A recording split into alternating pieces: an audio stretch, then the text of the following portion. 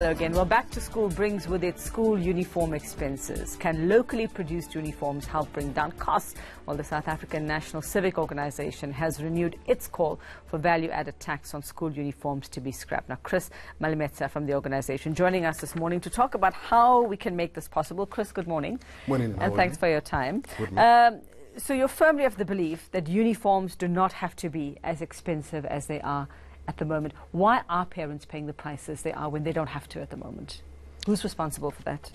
Thanks, man. Let me take this opportunity to greet viewers at home and everybody. As SANCO, our objective is to make education fashionable. We are very deeply concerned the manner in which there are some elements that tend to be an obstacle that they don't want us to achieve this. As if we don't know our history. You must remember that we are from the legacy of apartheid as far as 1952 when the Bantu education was introduced. So if we are to achieve that education be fashionable in our country and there are still this thing called uniform which is so expensive, how will we ever arrive on that? We are calling upon those schools that have made a contract with some certain supplier that is do or die, we will buy from you, forcing parents to go there even though the prices are very high.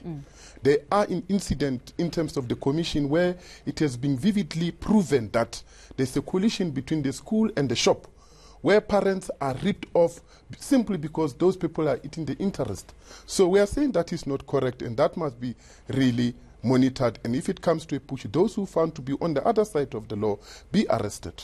You mentioned the commission, and I'm trying to remember what has actually happened with that process. Do you have any idea where we are in that, the investigations into collusion? We are still waiting for the outcome. And it is very wrong that we set up some commission that will take 2 years, whereas there will be another year that will complain about one and the same thing. So when the finding comes out, people have already paid.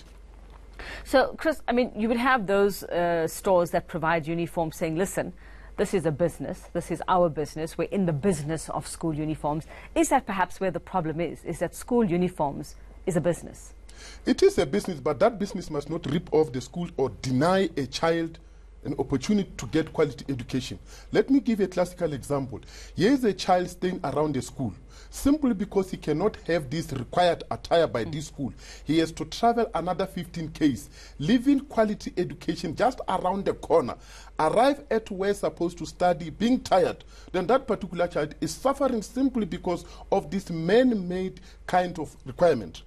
That is where we come in and say it is totally wrong. If these people feel it is a business, let the government come in and subsidize that. But it must not be at the expense of a child. That is totally wrong. So what needs to happen? Who needs to do what?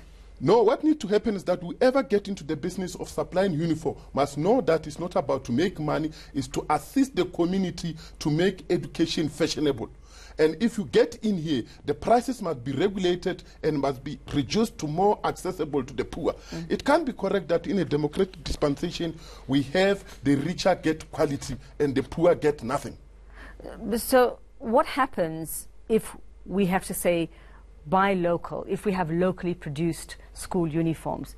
Is that a solution? Is that part of the solution to the problem? Remember, if we don't want to make mistake, we are not saying internationally or locally they are right or wrong. Even if it's local, we say it must be affordable. Because if we are going to put it that way, it's like we are saying they are only cheaper because they are exported. No.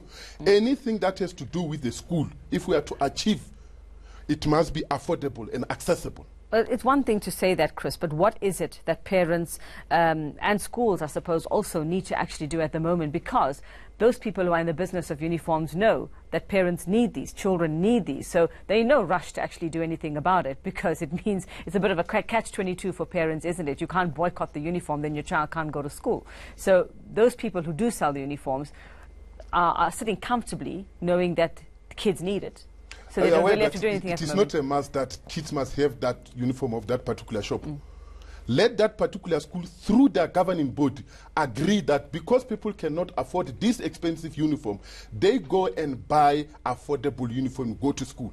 It must not be a case where a principal is owning a shop, then we are all of us compelled to go and buy there, and if you don't buy there, we are not going to be admitted in the school. Okay, very quickly for us, as SANCO, what are your plans? What have you been working on? Our plans is to go and rate all the schools that have engaged in that activity, and should we find out that that activity still continue, we will ensure that we shut out that particular practice until the government assists to ensure that they allow any uniform for So you're doing that at the moment? You're approaching schools, yes, you're going in there? Yes.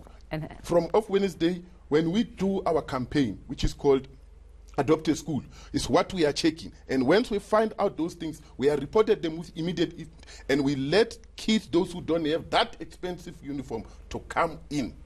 Okay, all right. Thanks very much. That's Chris Malimetsa from SANCO joining us, talking about how it is that we can help kids get to school, not let a uniform get in the way of their education. From there, let's check in with Annette.